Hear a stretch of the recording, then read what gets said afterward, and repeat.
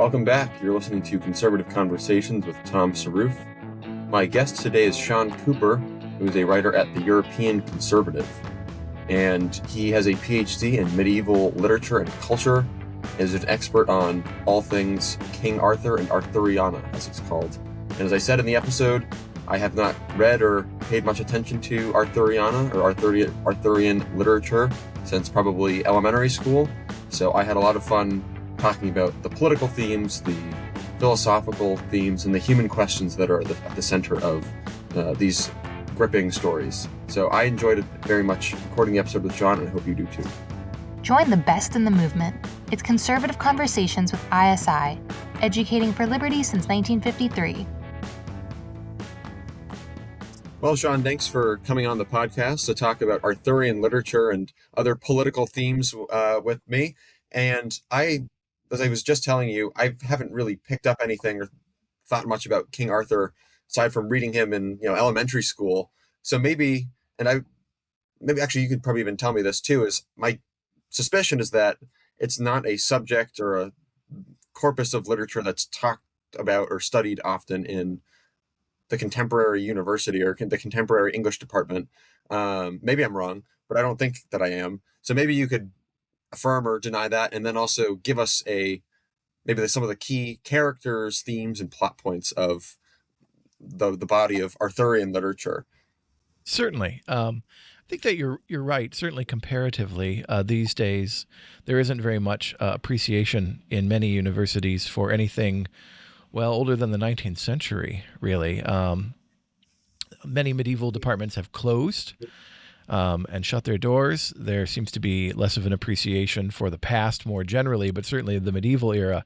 And I suspect that this is because the medieval era shows us in a rather bad light by comparison in certain respects. And so it's best not to teach it at all, right? Because then you don't have to admit that things might not be quite as good as they were politically in certain respects. With that said, as far as medieval literature goes, I would say that within that small corpus, the Arthurian mythology, if you wish to call it that, is probably one of the better known tales. It's up there with probably Canterbury Tales and Beowulf as something that most people have had some sort of exposure to, even if they can't tell you a great deal about it in detail. I don't know many people who can, tell you about the Prioress's tale from Canterbury Tales, but everyone probably knows what they are, and generally what they entail, that they're in verse, that they're a selection of stories about travelers who are going to Canterbury. And most people have some familiarity with Beowulf, right? They've read it at some level. They've read excerpts from it or a translation of it in school. And of course, people encounter King Arthur all the time. There's modern media, there's movies, films, television shows, there's cartoons, right? Who hasn't seen The Sword and the Stone, the Disney film from the mid-20th century? There's still a very popular book that was written in the early 20th century called The Once and Future King, on which The Sword and the Stone was based. There's a musical, Camelot, also based on The Once and Future King.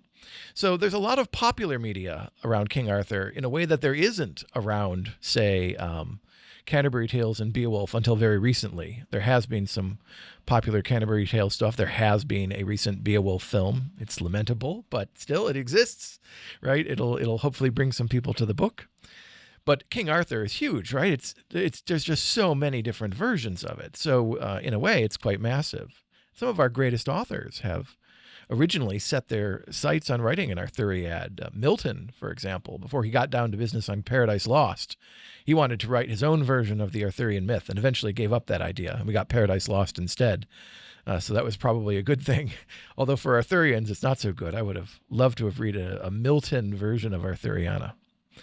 As for the main characters and themes, well, of course, Arthurian literature mostly revolves around, we would probably say, King Arthur. And that's certainly the English tradition, where King Arthur is particularly important, and the version that we most often associate the kind of, standard reading of Arthuriana would be that of Sir Thomas Malory in his Le Morte d'Arthur, written in the mid-15th century and published originally in 1485 by William Caxton in a much edited and restructured version, and then discovered anew in the early 20th century, I want to say 1917, in what's called the Winchester manuscript, which is a different version, still not in Mallory's own hand, but one which we believe is much closer to the autograph, the version that he actually wrote down whilst he was in prison. So these versions of Arthuriana center on, as the title indicates, the life of King Arthur and indeed his death, right? You know from the very beginning when you look at the cover, it's called Le Mort d'Arthur, the death of Arthur, that you're going to be reading something of a tragedy. And this is a rather different approach than many other authors take contemporaneously and even before Mallory. The goal being to incorporate Arthur as just one story in a larger selection of stories. But Mallory kind of takes all those sources, which include the French prose Vulgate and post-Vulgate, which is often today known as the Lancelot Grail. And he takes some English sources, like the stanzaic and alliterative Mort Arthur. And he takes a Latin source, Geoffrey of Monmouth's Historia Ecclesia, the history of the ecclesiastical history of the English people. And he kind of condenses these things, right? Sometimes he condenses them more, and there's a lot of elisions and deletions. And sometimes he condenses them less, and it's almost verbatim. And then sometimes he puts his own material in. And he does this to create an Arthuriad rather than a broader tale in which Arthur is just one character, which is kind of how Arthuriana was before Mallory. It wasn't Arthuriana at all. It was a collection of romances featuring Lancelot and Percival and Gawain and Arthur too. He's just one of many characters. The main characters, of course, are known to us. Arthur, the king, who comes and brings order. He draws a sword from the stone, right? Is pronounced King of Britain, brings order to the chaos. His wife, Guinevere, his best knight, Lancelot, and the love triangle that then ensues between them, with Lancelot and Guinevere conducting what is effectively a public but unspoken affair. And this continues until eventually Arthur is forced to confront it, variously depending on the tradition, but most often today by his nephew, who is also his son, by his half-sister. His name is Mordred, and forced to confront Lancelot and Guinevere. This leads to civil war, effectively, and a very complicated series of events ensues, which ultimately leads to Arthur's death at the hands of Mordred, and Mordred's death at the hand of Arthur, and the downfall of the kingdom. Hopefully that's a basic primer to the outline of the story. Hey there, listener. I wanted to take a quick moment to thank you for listening to Conservative Conversations. This podcast is a production of the Intercollegiate Studies Institute, and our mission here at ISI is educating for liberty. If you'd like to join us in fulfilling our mission, consider helping us by rating and reviewing this podcast on Apple Podcasts, Spotify, or wherever you listen, to help us reach more listeners like yourself. Now, back to the show. Thanks. Yeah, I have to say, I don't think I remember any of that. Story-wise, maybe the kids' version is not talking about these affairs. Probably not. But I'd be curious to hear about, since it's a broader corpus and there's a bunch of different tales, in which there's also a bunch of different authors, maybe playing variations on a theme or adding their own little part to the story. It's a kind of a two-part question: how you became interested in this, or where you first encountered it and decided that you wanted to study it, and what you personally find compelling about it. But then also maybe a bit more of the historiography of Arthuriana, including more than just Mallory itself. Certainly. Well, I'm going to answer the second question first.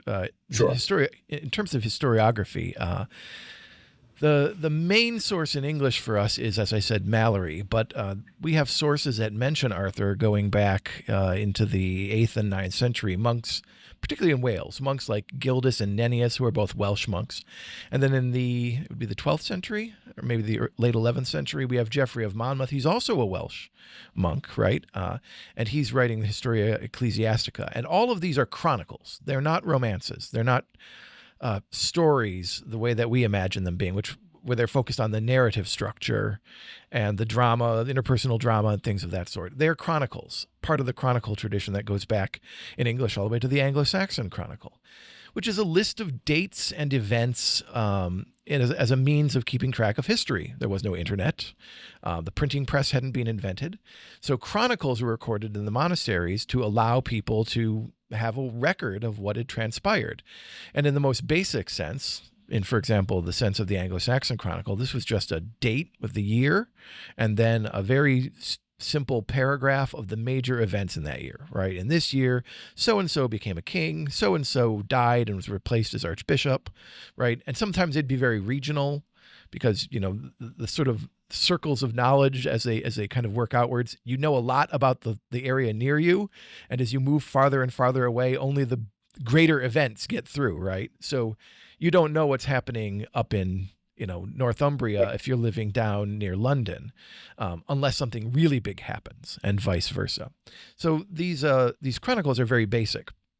And they mention Arthur because they always include, as a general rule, a sort of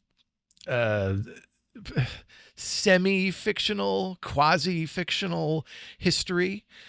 For the Britons, this goes back to Brutus of Troy. And the conceit is that Brutus of Troy leaves Troy after the Trojan War and travels all the way to Britain, and he becomes the first Briton. He settles Britain.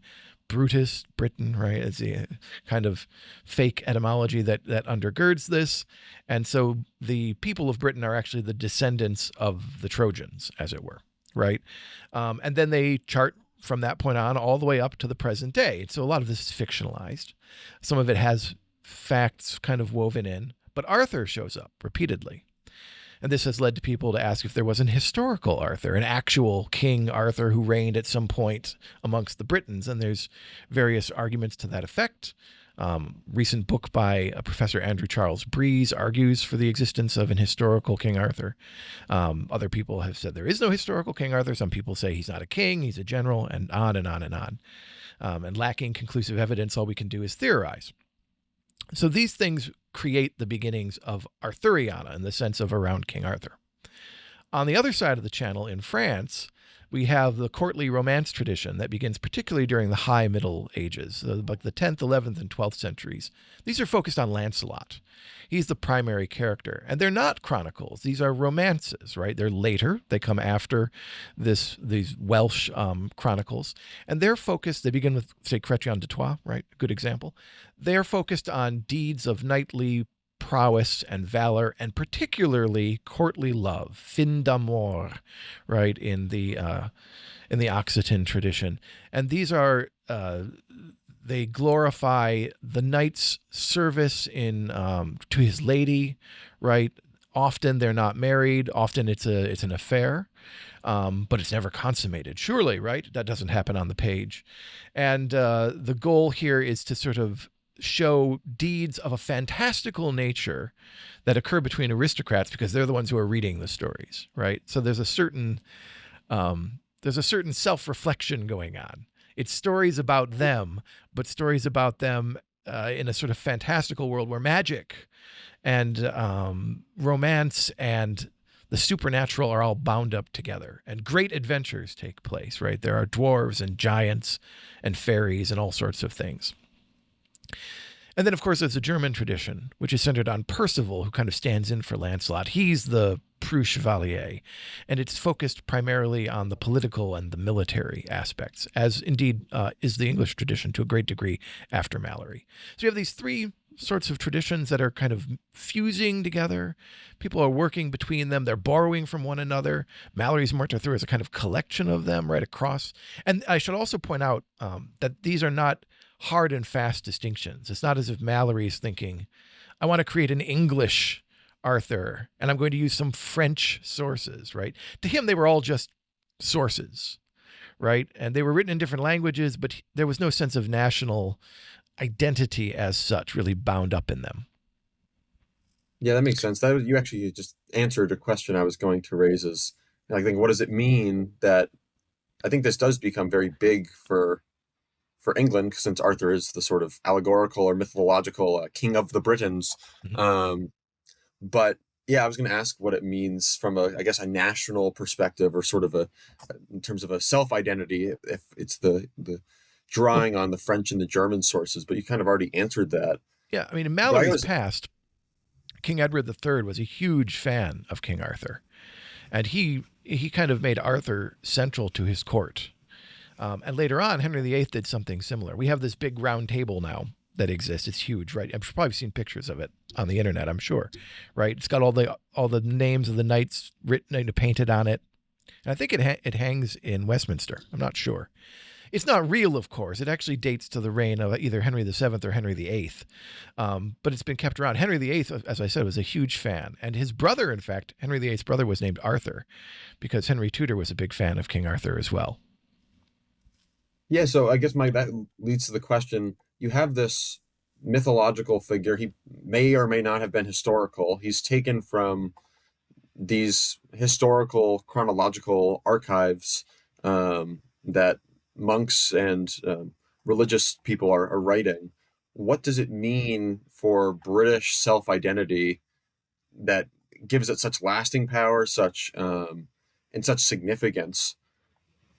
That's a great question. And in fact, it's something that's perplexed the great and the good for centuries. Edward IV really wanted there to be an Arthuriad. He wasn't happy that King Arthur was just kind of a character.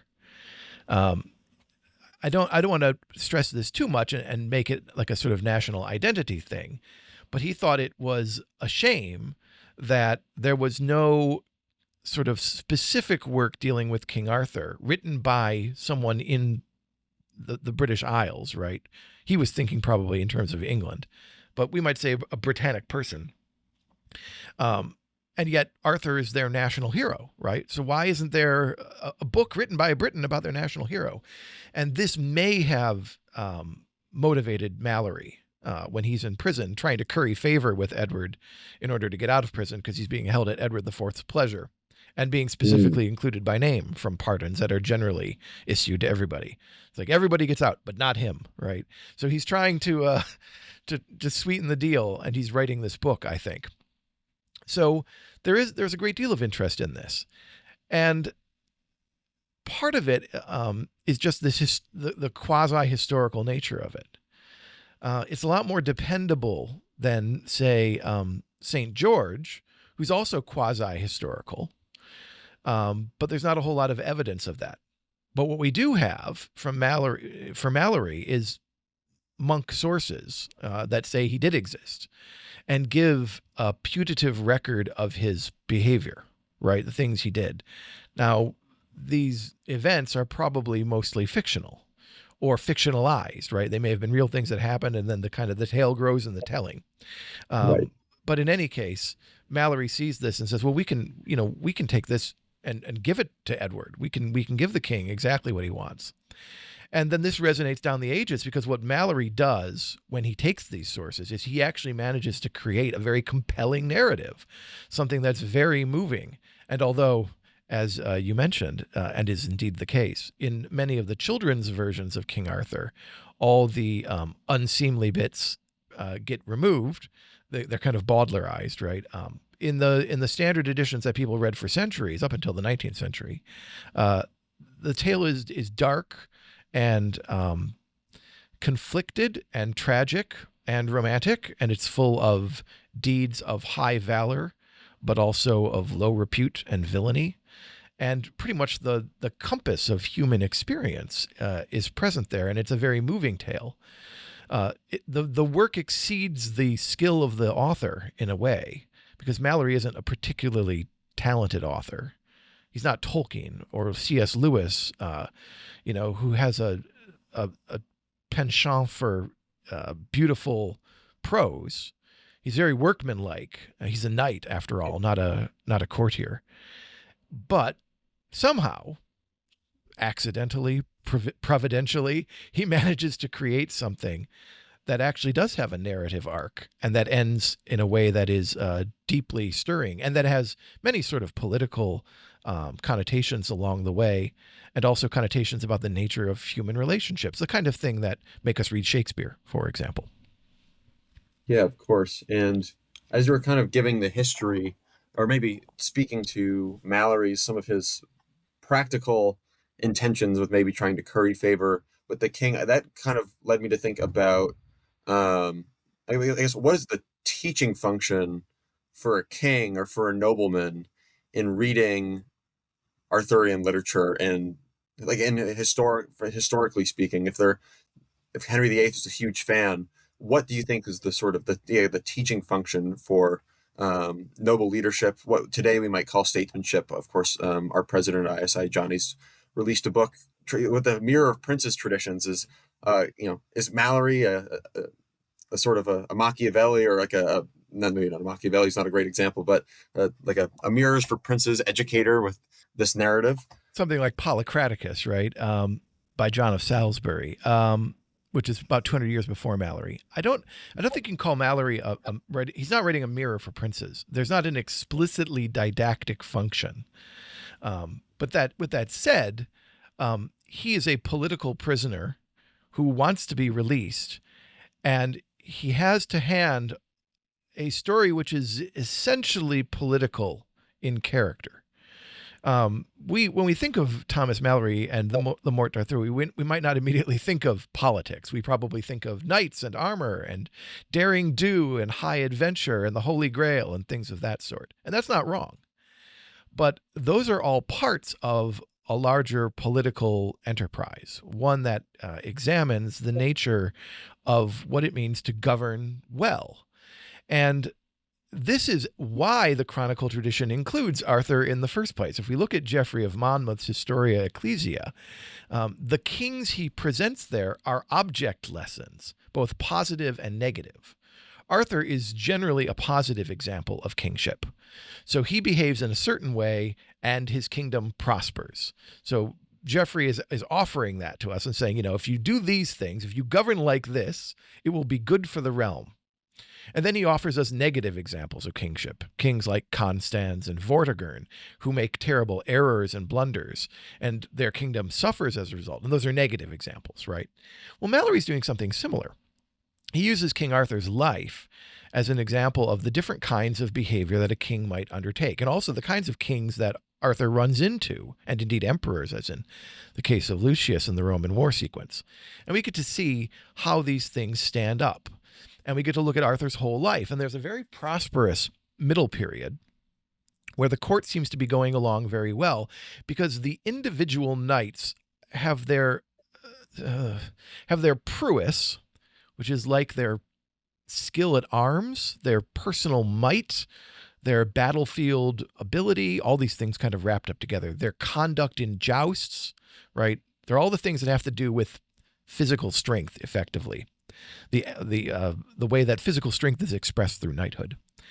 Their prowess, today prowess, right? Their prowess is directed towards virtuous endeavors, or at least semi-virtuous endeavors, as understood in the context of, what for Mallory was a disappearing form of chivalry, the kind of chivalry of the 11th and 12th century, right? Which is about protecting the weak, protecting women, defending the church, and going out and redressing wrongs that one encounters in the world, right? To be a knight errant, to travel around and solve the problems of ordinary people and particularly of the aristocrats.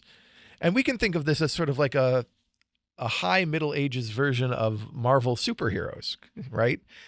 They're traveling around looking for crimes to solve and redressing them, often in the case of evil knights who have captured damsels or have enchanted them or have captured other knights, good knights, and they need to be set free. So that's part of it, right? We see that is going on. And I suppose that what we might examine when we look at all of these things is we can say, how can we take these stories and form them into a political narrative? Well, once we get out of that little middle period, Arthur's reign starts to come unstuck a bit. We have the Holy Grail sequence, which seems terribly uncomplicated, right? What could be better than the Holy Grail, right? There's an Indiana Jones film about it, right? The Holy Grail can give you eternal life. It can heal wounds. It floats into the court and gives everyone whatever they best like to eat and drink. It's a symbol of divine perfection on earth. So everyone wants to go chase it. But Arthur is very worried about this, and he regrets that the Grail came into the court, and he regrets that his knights have pledged to search for it for a year and a day. And it leads to the decimation of his court. Only 10% of the knights who go after it come back. He loses many of his best knights. And these are the knights who were with him from the beginning. They were with him from the start of his kingship. They were there. They pledged to him when he had to fight a civil war in order to defend his kingship. So he loses his most loyal, most proven, most tested knights.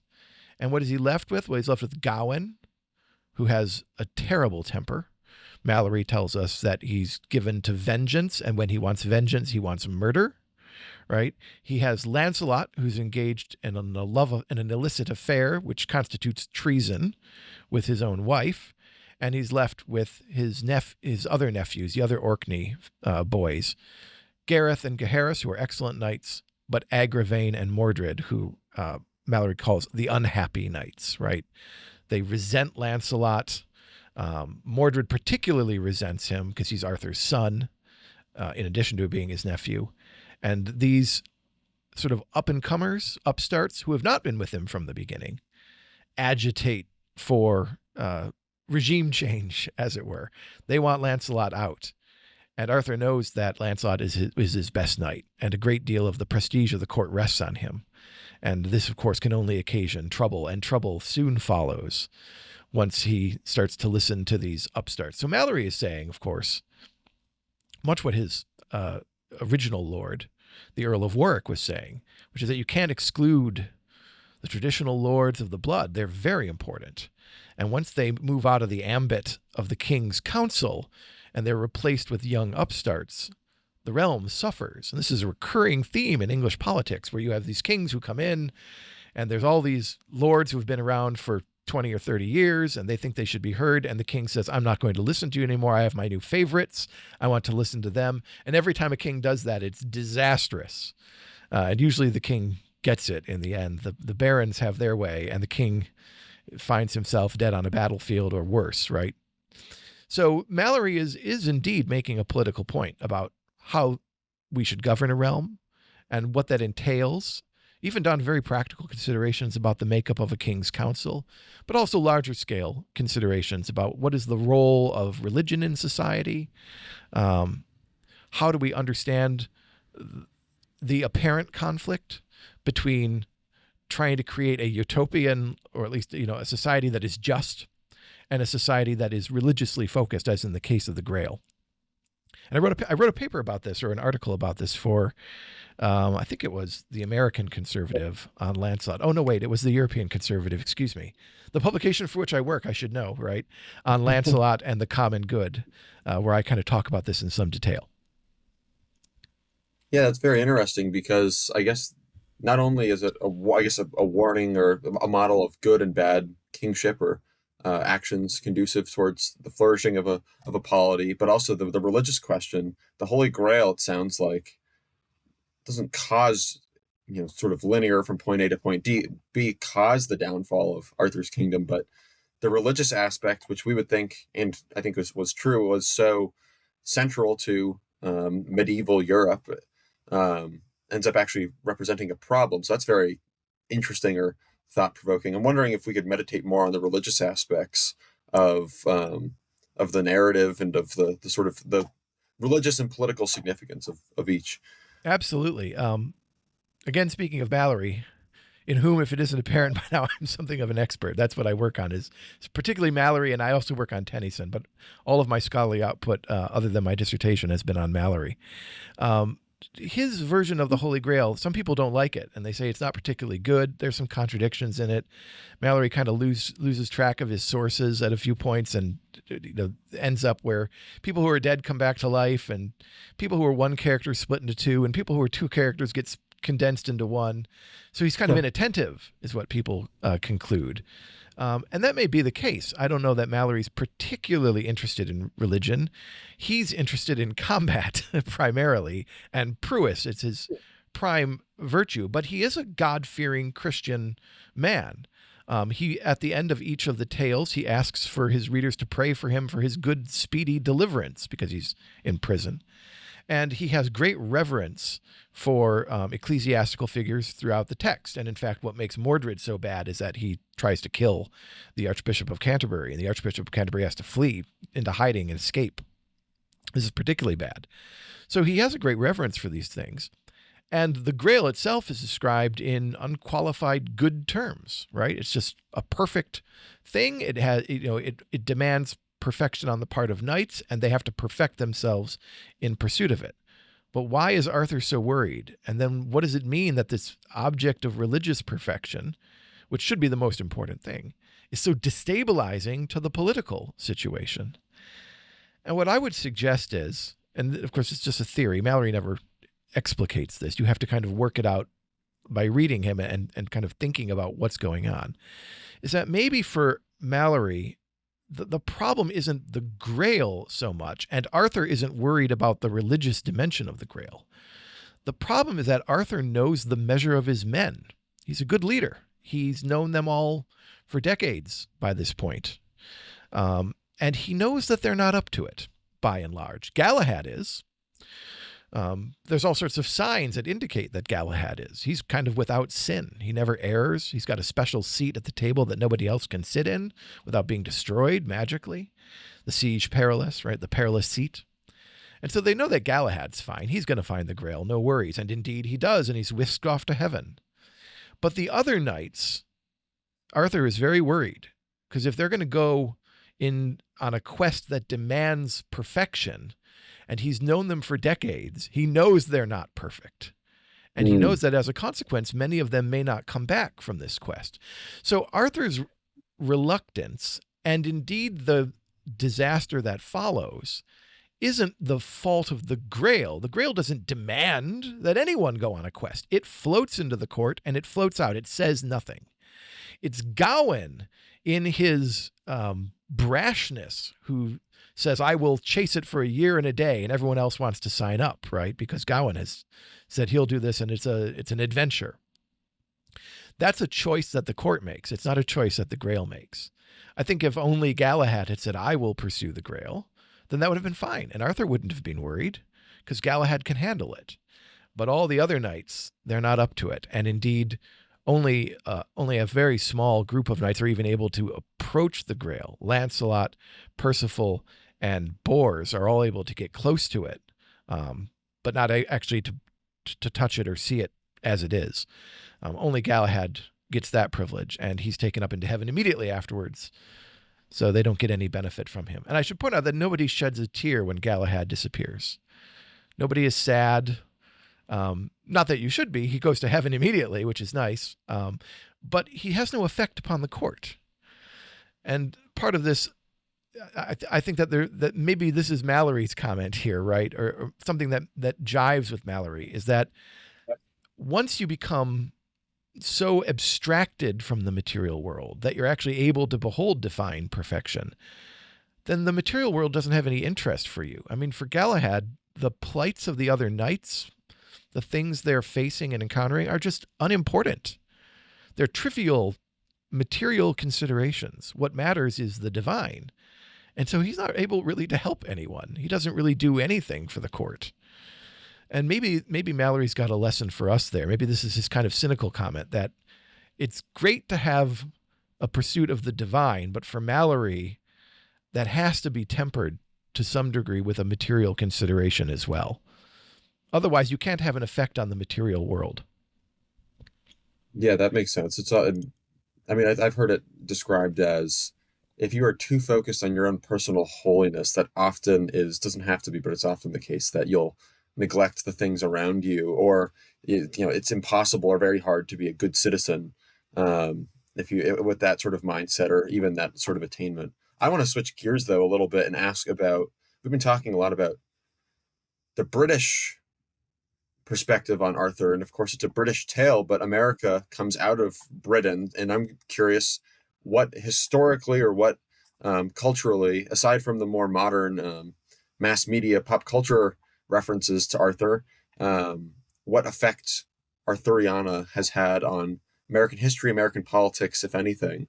With regard to American politics, it's probably a little tougher. Certainly American authors American literature and culture has been significantly influenced. Mark Twain, of course, wrote his Connecticut Yankee in King Arthur's Court. Other authors like Longfellow wanted to write long Arthuriads. They didn't necessarily get around to it, as in the case of Longfellow. He didn't come to it. Other authors who came to our shores, who were not themselves American but came to America, have been engaged in it. The poet laureate of Great Britain, John Masefield, for whom we most remember today for his collected works on basically sea poetry, right? His most famous poem being Sea Fever. Let me have a tall ship and a star to steer her by. Masefield of that fame wrote a long Arthurian cycle called Midsummer Night, which is just really excellent and quite different from Malory and Tennyson, who we often think of as kind of writing a standard version of Arthuriana.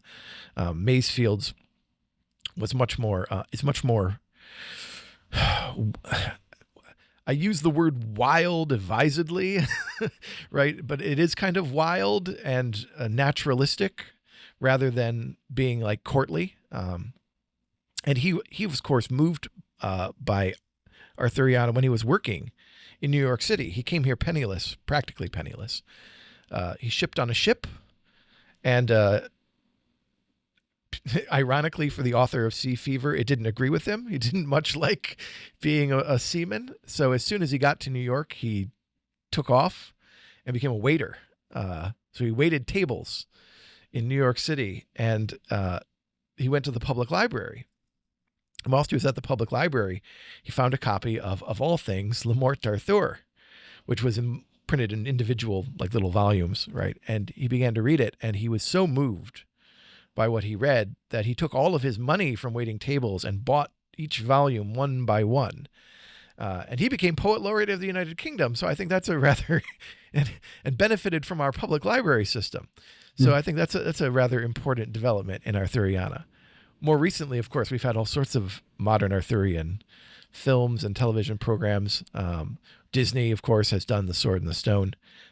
King Arthur and the Knights of Justice, which used to be a Saturday afternoon cartoon when I was young, which rather dates me a bit.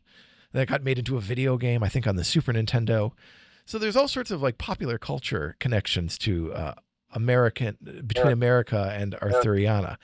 I don't know if I would go so far as to say that it influences our politics. I'm sure that probably in the 19th century, some president or other dug up King Arthur, right, and used him as a trope or an image. Because I think King Arthur flower, which we have around still today, dates back to the 19th century, when the Victorian medieval revival is going on in Britain, and King Arthur is immensely popular, having fallen out of favor for several hundred years. So we probably have some 19th century political Arthuriana of our own, but it doesn't really make much of an impact here. I think because, if I had to guess, and on the spur of the moment, thinking about it probably for the first time, it might be because our founding generation is really, it really comes out of the Enlightenment tradition to a large degree. And the Enlightenment tradition has a very negative view of Arthuriana. It's the Enlightenment thinkers and even kind of proto-Enlightenment views that are the reason that Arthuriana falls out of favor for about 5 centuries, 4.5 centuries, because there's no historical ground that these people of the 16th, 17th, and 18th centuries can find for Arthur. Nowadays, authors do claim to have found some quasi-historical ground or other, but in that period, the general consensus was that it had been debunked, right? That Mythbusters, 16th century Mythbusters came along and said, no, there was no historical Arthur, and so we shouldn't bother with these stories anymore. They're fake. They're a fake version of Britishness. They're based on exploded theories. We should turn to what we can prove with science and evidence. And so for several hundred years, these things were just of no interest whatsoever. And it isn't until really the graveyard poets and those who immediately come after them, the early romantics, Sir Walter Scott, kind of begin to dig up the medieval and say, actually, there's stuff of value here, even though it might not be historically grounded. There's stuff of narrative value here. There's stuff of human value here. did the events of the Merchant of Venice actually happen historically? No, of course, probably not. So, but does that mean it's valueless? Of course not, right? It doesn't have to be true in the historical sense to be valuable. And once that becomes the attitude towards Arthuriana, it blooms and flowers anew in the 19th century. That makes sense. I do not see much room for King Arthur in the world of Sir Francis Bacon. So, I mean, I want to ask, I think, one final question as we start to come to a close, and that's thinking I was asking about the teaching function for sort of a Mirrors for Princes earlier, but for young people, college students, why read King Arthur? I think especially maybe for young men, it'd be of particular interest. Though I think men and women alike could probably benefit from reading and meditating and thinking about it as literature, but as also something that speaks beyond just sort of fun, like a popular mass paperback fantasy novel, but something that's much more deep and compelling. So wondering what you would suggest for readers maybe around my age, college age, which I think is a large part of our audience, for reading and thinking about some of the themes of King Arthur. I think this connects to a question that I dodged earlier about what drew me to Arthuriana. And I think that the two things are related. Or another way of saying that is I think that what motivated me might motivate other people. That's a conceit, but I think a healthy one. So there's a couple things I would point out. First is that it is fun, and it's not wrong to want your literature to be fun. Literature should edify and delight, right? It should do both. That's what Horace tells us in the Ars Poetica, and I don't think he's wrong, right? It's best if we can have something that does both. And it does delight, right? The stories are interesting. They have compelling characters. They have exciting events. And whether you're in it for romance or for combat, there's a bit of both, right? If you want something that verges on the fantastical, it's got magic in it. If you want something that's a political thriller, it's got that aspect as well. So it satisfies quite a few drives. You might say it butters many scones, right? Whatever your interest is. So we'll set that aside. It's entertaining, but I think it's more than entertaining. As I think our discussion today has drawn, there are religious and political considerations of a very sophisticated sort. Even if Malory wasn't realizing that he was encoding these things in, he had sophisticated views about the nature of the polity, about the nature of chivalry, about what he thought was a better kind of chivalry in the past and a sort of degraded kind of chivalry in his present, one that didn't value prowess, one that valued courtly behavior, which he saw as kind of degraded or dissolute in some way, right? So these things all make it into his narrative in forms that are more or less visible. But other authors as well take Arthuriana and do wonderful things with it to make their own commentaries on the times in which they live and the theories that they're dealing with about human nature. T.H. White, in his The Once and Future King from the early 20th century, gives us a very I use the word advisedly, kind of a proto-socialistic reading of Arthurian myth, right? And he does it in 4 parts, and each part has a very different tenor to it, right? The first one is almost like a series of fables in which the young Arthur, with an almost explicitly didactic purpose, in fact, within the frame of the narrative, it is didactic, in which young Arthur, who's kind of sat upon by his foster brother Sir Kay, is turned into various animals by Merlin and has to experience different ways of life. And these different ways of life are often quite obviously political, right? No one who has read the scene in which Arthur is turned into an ant and has to live in an ant colony with the endless totalitarian fascist voice of the hive screaming in his head, everything that is not compulsory is forbidden, right? It's dehumanizing and de-identifying. And there's an obvious political message there that has continued relevance in a world in which there are communist states that are not interested in preserving individual liberties or individuality at all, right? That want to reduce people to cogs in a great totalitarian machine, a possibility made ever more realistic by the advent of technology.